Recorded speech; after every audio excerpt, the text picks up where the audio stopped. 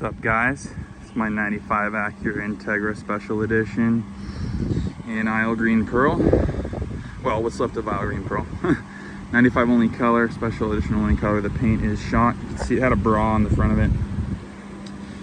This car sat for many years. I recently purchased it from the original owner, went through it, changed all the fluids, put a new timing belt on it, and it fired right up. It's a good car mechanically. It's just kind of ugly, but it's a clean, straight body. Runs well, drives well. I smogged it, passed without issue. Fat 5 wheels that came on the special editions as well, GSR and special edition. But yeah, if you're looking for like a little beater Integra, something good platform to build. The body's really straight, just the paint is shot.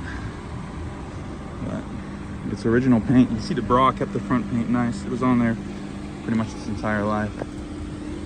Show you the motor. This car's gonna be cheap, 2,500 bucks, firm, no less. Only got 153,000 miles, and it is a one-owner car.